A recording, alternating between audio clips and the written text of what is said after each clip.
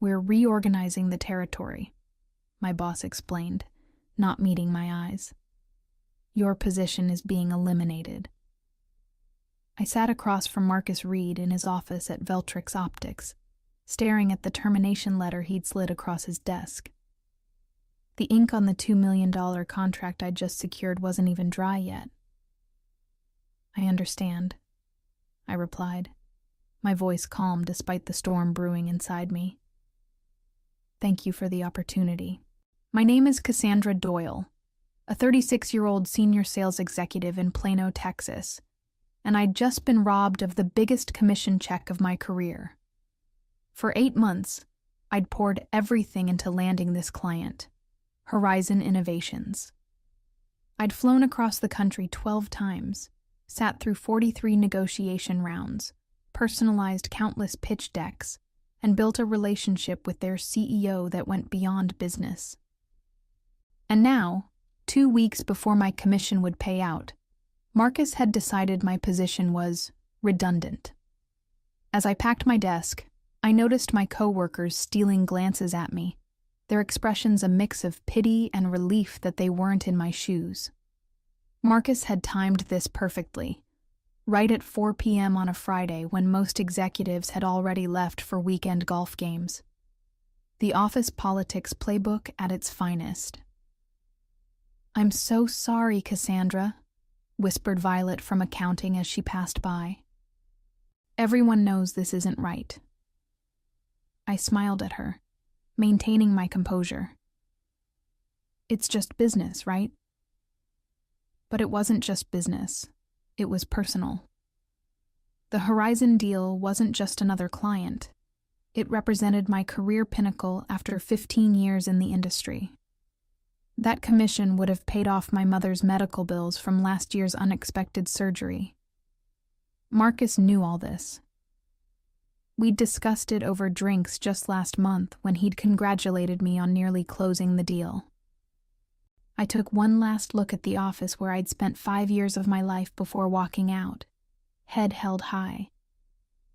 In the elevator, I checked my phone and saw a text from Jonah Freeman, Horizon's CEO. "Dinner still on for Wednesday to celebrate the partnership?" A small smile formed on my lips. What Marcus didn't understand was that business wasn't just about contracts and numbers. It was about relationships. And my relationship with Jonah wasn't just professional. We'd built a foundation of mutual respect and trust over the past 8 months. He'd shared stories about his children. I'd talked about my dreams of starting my own consultancy someday. As I reached my car, I made a decision. This wasn't over. Not by a long shot. For 5 years, I'd been one of Veltrix's top performers. I'd built my client roster from scratch, turning struggling accounts into gold mines. Last year alone, I'd brought in $4.3 million in new business. The sales plaques and achievement awards gathering dust in a box in my trunk were testament to that. But Veltrix had been changing. 3 months ago, Gregory Hansen took over as CEO, bringing Marcus Reed with him as the new vice president of sales. The whispers started immediately. They were restructuring to maximize shareholder value, corporate speak for cutting corners. I'd noticed the warning signs but dismissed them. The cancellation of the annual sales retreat. The new streamlined commission structure that somehow always calculated to less than before. The subtle pressure to hand over client relationships to the account management team. My closest colleague, Thomas, had warned me. "They're pushing out the old guard, Cass," he'd said over lunch. "Replacing experienced salespeople with fresh graduates they can pay half as much." I didn't believe it would happen to me. Not with my numbers. Not with the Horizon deal so close to closing. Growing up, my father always told me, "In business, loyalty goes both ways." He'd worked 30 years at the same company, climbing from the mailroom to management. But that world was gone. Today's corporate landscape rewarded the ruthless, people like Marcus who viewed employees as expendable resources. As I drove home, I called my mother. I couldn't bring myself to tell her about being fired. Not yet. Not when I'd promised to help with her medical bills. "How's my superstar?" she asked cheerfully. "Just fine, Mom," I lied, forcing brightness into my voice. "How are you feeling today?" "Better than yesterday, worse than tomorrow," she quipped. It was her standard response since the surgery. After hanging up, I sat in my parked car, staring at my condominium building, trying to formulate a plan. My severance would cover expenses for 3 months, but without the commission, I'd need to dip into my savings for Mom's next payment. Unless... I scrolled through my contacts until I found Jonah's number. Our weekly dinner had become a tradition during the negotiation process. He valued authenticity. It was what had drawn Horizon to Veltrix in the first place. Or more accurately, to me. I hesitated for only a moment before pressing call. The line rang twice before Jonah's familiar voice answered. "Cassandra, I was just thinking about you. Still on for Wednesday?" "Absolutely," I replied. "But Jonah, there's something we need to discuss." Wednesday evening found me at La Cantera, an upscale restaurant in downtown Plano, where Jonah and I had celebrated the verbal agreement 2 weeks prior. I'd arrived early, selected a private corner table, and ordered a bottle of Jonah's favorite Cabernet. When he arrived, his smile faltered as he read my expression. "Something's wrong," he said, sitting down. I took a deep breath and laid out the facts. No emotional embellishments, no pleas for sympathy. Just the truth. I'd been terminated 2 weeks before my commission would have paid out on the deal I'd architected from initial contact to signed contract. "That's..." Jonah's face darkened. "That's contemptible. It's just business." I repeated the phrase that had become my bitter mantra. "No." Jonah set down his wineglass with deliberate care. "Business is about relationships and integrity. Without those, it's just theft wearing a suit." Coming from the CEO of a $500 million technology company, the words carried weight. "What will you do?" he asked.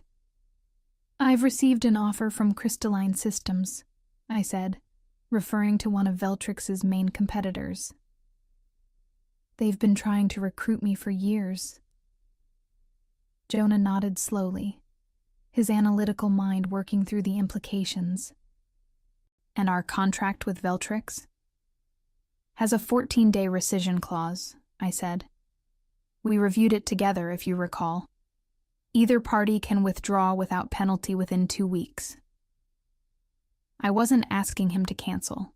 I would never explicitly ask that of him. The decision had to be his, based on his own business judgment. Jonah stared at me for a long moment, then pulled out his phone. "Harold," he said to his legal counsel, "pull the Veltrix contract. I want to invoke the rescission clause first thing tomorrow." He paused, listening. "Yes, I'm certain, and clear my morning schedule for a call with their leadership." After hanging up, he looked at me. "This isn't just about your commission, Cassandra. During our negotiations, you promised that you personally would oversee the implementation. That was a material factor in our decision."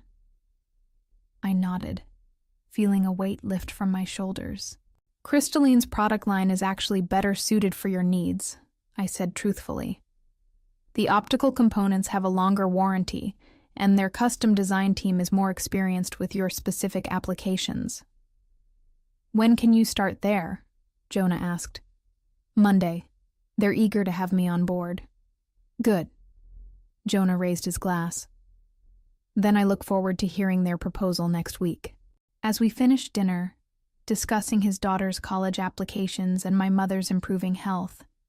I felt no triumph, no vindictive pleasure, just the quiet satisfaction of knowing that in a world where loyalty was increasingly rare, integrity still mattered to some.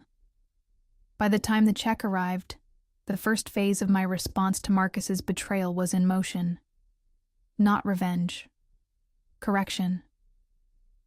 The following morning, my phone began ringing at 7 a.m. Marcus. I sent it to voicemail. He called again, and again. By the fourth call, I decided to answer. Cassandra, he sounded breathless, panicked. We need to talk. About what, Marcus? My position was eliminated, remember? I kept my voice pleasant, as if discussing the weather. Horizon just canceled their contract. Jonah Freeman personally called Gregory and pulled out of the deal. His voice tightened. Did you have anything to do with this? How could I? I don't work for Veltrix anymore. Listen. His tone shifted to conciliatory. There's been a misunderstanding. We want to bring you back. Same position, better compensation package. The territory reorganization has been postponed. I almost laughed at the transparency of it. That's a generous offer, Marcus, but I've already accepted a position with Crystalline Systems. I start Monday. The silence on the other end was deafening. Crystalline, you can't do that. Your non-compete doesn't apply when I've been terminated without cause. I finished for him. Page 4, paragraph 3 of my employment contract. I reviewed it with my attorney yesterday. Another long pause. What did you tell Freeman? The truth, that I was terminated shortly after securing his business. Damn it, Cassandra. The mask of professionalism slipped. Do you have any idea what you've done? The board is going ballistic. This was a cornerstone deal for the quarter. It sounds stressful, I said, feeling a strange sense of calm. I should let you go so you can handle that situation. Best of luck, Marcus. As I ended the call, I received a text from Violet. Office is chaos. Gregory called emergency meeting. Marcus looks like he's about to explode. I didn't respond. Instead, I drove to Crystalline's headquarters for an early meeting with their executive team. The gleaming glass building stood in stark contrast to Veltrix's aging office park. Inside, I was greeted by Eleanor Walsh, the CEO who had been courting me for years. Welcome to the team, Cassandra, she said, her handshake firm. We're thrilled to have you. Thank you for the opportunity, I replied, the words carrying more sincerity than when I'd said them to Marcus. Eleanor led me to a conference room where the executive team waited. Cassandra's joining us from Veltrix, she announced. And she's already creating waves. Horizon Innovations canceled their contract with Veltrix this morning. The executives exchanged glances. Now, Eleanor continued, we have a narrow window of opportunity here. Cassandra has a relationship with Horizon's CEO. We need to move quickly to present our solution before their procurement team looks at other options. I cleared my throat. I've tentatively scheduled a meeting with Jonah next Wednesday. He's expecting our proposal. Eleanor's smile widened. Perfect. Let's make sure it's irresistible. For the next 3 days, I worked with Crystalline's product team to create a custom package for Horizon. Unlike Veltrix's one-size-fits-all approach, we tailored every aspect to their specific needs. The pricing structure I proposed was actually lower than Veltrix's, with better terms and stronger guarantees. This could be a $2.5 million deal, noted the finance director after reviewing my numbers. With expansion potential to $4 million within 2 years, I added. By Monday afternoon, My phone had accumulated 8 voicemails from Marcus and 3 from Gregory, each more desperate than the last. The final one came just as I was leaving Crystaline's office. "Cassandra, this is Gregory Hansen. Whatever Crystaline is paying you, we'll beat it. Name your price. We need you back." I deleted it without responding. Some bridges, once burned, weren't worth rebuilding. Wednesday arrived with unexpected tension. Despite my confidence in Crystaline's superior offering, years in sales had taught me that nothing was certain until contracts were signed. As our team prepared to leave for the meeting with Horizon, I received a text from a number I didn't recognize. "It's Thomas. Used Violet's phone. Urgent. Marcus is meeting with Jonah right now, offering 30% discount plus free implementation." My stomach dropped. Marcus was making a desperate countermove. I showed the message to Eleanor. "Can we head over now?" I asked. "I think we may need to get ahead of this." Eleanor nodded grimly, and we left immediately. Upon arriving at Horizon's headquarters, the receptionist informed us that Jonah was in a meeting, but had left instructions to send us to conference room B when we arrived. Walking through the familiar hallways felt surreal, like returning to a place I'd only dreamed about. When we entered the conference room, I stopped short. Sitting at the table was not only Jonah but Marcus, looking smug, and Gregory, who seemed surprised by our entrance. "Cassandra," Jonah stood, smiling warmly. "Perfect timing. These gentlemen from Veltrix were just explaining why I should reconsider my cancellation." Marcus's expression shifted from confidence to discomfort as I introduced Eleanor and the Crystaline team. "We were under the impression we had an exclusive meeting," Gregory said, his tone clipped. "I invited both parties," Jonah replied evenly. "I believe in making informed decisions." What followed was the most unusual presentation of my career. Marcus outlined Veltrix's desperate concessions, price cuts, extended warranties, free training, while I presented Crystaline's thoughtful, customized solution. Throughout it all, Jonah watched, asking occasional questions but giving no indication of his preference. When both presentations concluded, Jonah thanked everyone. "This has been enlightening. I'll need to confer with my team before making a decision." Outside the building, Marcus cornered me in the parking lot. "You won't get away with this," he hissed. "You have no idea what you're up against." "I'm up against a man who fired me to avoid paying my commission," I replied calmly. "I think I understand the situation perfectly." His face reddened. "It wasn't personal. It was a business decision." "And this is my business decision," I gestured toward Horizon's building. "May the best solution win." Back at Crystaline, Eleanor was surprisingly upbeat. "You did well in there. Freeman was clearly more engaged during your presentation." "He's thorough," I cautioned. "He won't make a decision based on personalities." 2 agonizing days passed. Then, on Friday afternoon, my phone rang with Jonah's number. "We've made our decision," he said without preamble. "Can you come to my office at 4 p.m.? The drive to Horizon felt like traversing a minefield. Had Marcus's desperation tactics worked?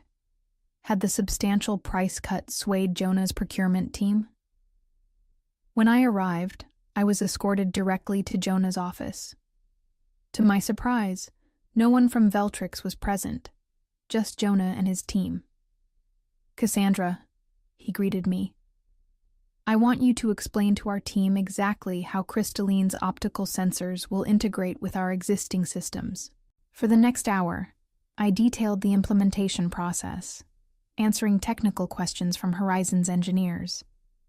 When we finished, Jonah stood and extended his hand. "We'll go with Crystaline. The contract is being drawn up as we speak." Relief washed over me, followed quickly by professional composure. You won't regret it. The product truly is superior. I know, he said, but equally important is working with people of integrity.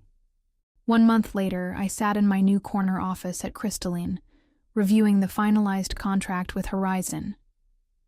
The deal had indeed come in at $2.5 million, with a clear path to expansion. My commission would be considerably larger than what I would have earned at Veltrix, with a more favorable payment structure. Violet had texted me updates in the aftermath.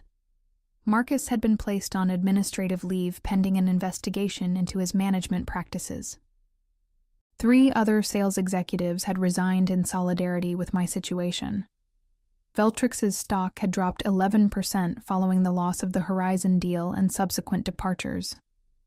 But the most satisfying development came that morning in the form of an email from Harold, Horizon's legal counsel. He'd forwarded me an internal message from Jonah to his executive team. Our decision to partner with Crystalline over Veltrix wasn't just about pricing or product specifications. It was about aligning ourselves with a company that demonstrates the values we espouse. When Veltrix terminated Ms. Doyle immediately after she secured our business, explicitly to avoid paying her commission, they revealed their true corporate character. Such short-sighted greed doesn't align with our long-term partnership goals. Crystalline, by contrast, recognized talent and integrity and moved decisively to acquire it. That's the kind of business instinct we respect. I printed the email and pinned it to my wall, not as a trophy, but as a reminder of what truly mattered in business. Eleanor stopped by my office that afternoon. I just got off the phone with Bedford Industries. Apparently, their procurement officer heard about how we acquired the Horizon contract and wants to discuss moving their business to us. I raised an eyebrow. Bedford. They've been with Veltrix for years. 7 years, she confirmed, worth about $1.8 million annually. They're concerned about stability and leadership over there. Word was spreading. What Marcus had done to me wasn't just an isolated incident of corporate callousness. It was becoming a cautionary tale in our industry. That evening, as I was preparing to leave, my assistant forwarded a voicemail from Gregory Hansen. Cassandra, this is Gregory. I want you to know that Marcus Reed no longer works at Veltrix. His actions were not authorized by me or the board. We'd still like to discuss your potential return. Please call me. I deleted the message without a second thought. My new office had a view of the downtown skyline. My team was skilled and motivated. My compensation package included equity in a growing company that valued relationships over quarterly numbers. More importantly, I'd received a call from my mother's doctor that morning. The latest tests showed significant improvement. With my new financial situation, I'd been able to move her to a better specialist, one not covered by her insurance. As I drove home, I reflected on the past 5 weeks. I hadn't sought revenge when Marcus betrayed me. I'd simply ensured that consequences found him through his own actions. I hadn't torn down Veltrix. They'd undermined themselves by prioritizing short-term gains over sustainable relationships. My phone buzzed with a text from Jonah. Implementation team says everything's ahead of schedule. Dinner next week to celebrate? Absolutely, I replied. First round's on me. My father's words about loyalty going both ways echoed in my mind. While the corporate world had changed since his time, some principles remained eternal. Integrity, relationships, and the understanding that how you treated people always came back to you in the end. Marcus had taught me a valuable lesson, though not the one he intended. In business, as in life, your reputation wasn't built on what you said, but on what you did, especially when you thought no one was watching. 6 months after joining Crystalline, I stood at a podium accepting the Sales Executive of the Year award at the annual industry conference. Looking out at the audience, I spotted several familiar faces from Veltrix, including Gregory, who offered a tight smile when our eyes met. My acceptance speech was brief and focused on the importance of business ethics and relationship building. I didn't mention Veltrix or the circumstances that led to my departure. I didn't need to. Everyone in the room knew the story. Success in sales isn't just about closing deals, I concluded. It's about creating true partnerships where both sides win. When we forget that, we're no longer sales professionals. We're just transaction processors. The applause was gratifying, but what happened afterward was even more so. A steady stream of industry colleagues approached me, some to offer congratulations, others seeking advice, and a few, quietly, inquiring about opportunities at Crystalline. Bedford Industries had indeed moved their business to us, followed by 2 other major Veltrix clients. Our company's market share had grown 15%, while Veltrix's had declined by almost 20%. Jonah found me at the reception afterward. "Congratulations," he said, clinking his glass against mine. "Well deserved." "Thank you for taking a chance on Crystalline," I replied. "How's the implementation going?" "Ahead of schedule and under budget," he said. "Your team is exceptional." "They are," I agreed, "and so is yours." We chatted briefly about future projects before he was called away by another associate. As I watched him leave, Eleanor approached. "Have you seen this?" she asked, showing me her tablet. The headline read, "Veltrix Optics announces layoffs amid continuing market struggles." The article mentioned that Gregory Hansen had stepped down as CEO, replaced by the board chairman as interim leadership. I felt no joy at the news, only a sense of inevitability. The autumn wind scattered leaves across the sidewalk as I approached the care facility where my mother now lived. Thanks to my improved financial situation, she had a private room in the best rehabilitation center in Plano, with daily physical therapy and cutting-edge treatments. "There's my girl," she beamed as I entered, setting aside the book she'd been reading. At 68, she still had the sharp wit and warm smile that had guided me through life's challenges. "How's the new medication working?" I asked, taking the chair beside her bed. "The doctor says I'm responding better than expected," she replied. "I might be able to move back to my own place by Christmas." "That's wonderful, Mom." "And how's my corporate warrior doing? Still conquering the business world?" I smiled, updating her on recent developments. I'd been promoted to Vice President of Strategic Accounts at Crystalline, with a team of 12 sales executives reporting to me. The Horizon implementation had been so successful that they'd expanded the contract to include 2 additional divisions, bringing the total value to $3.8 million. "You know what your father would say about all this," she said, a wistful look crossing her face. "Success is best when it's earned honestly," I quoted. She nodded. "He would be so proud of you, Cassandra. Not just for your achievements, but for how you've achieved them." After leaving the facility, I drove to a local coffee shop where I'd agreed to meet Thomas. He'd left Veltrix the previous month and had been interviewing with several companies. "I've got good news," he said as soon as I sat down. "I accepted an offer from Meridian Technologies." "Congratulations. Sales position?" "Sales director," he replied, unable to contain his grin. 15% higher base than Veltrix, better commission structure. "They're lucky to have you," I said sincerely. "I almost called Marcus to thank him," Thomas joked. "Being associated with Veltrix these days is like having a golden ticket to the competition." As I built my new team and career at Crystalline, I occasionally thought about Marcus and the lesson he had inadvertently taught me. In the end, How we treat others determines not just their fate, but our own. My revenge wasn't in destroying him. It was in succeeding despite his attempt to devalue my contribution. The greatest vindication wasn't watching his downfall, but creating my own ascent.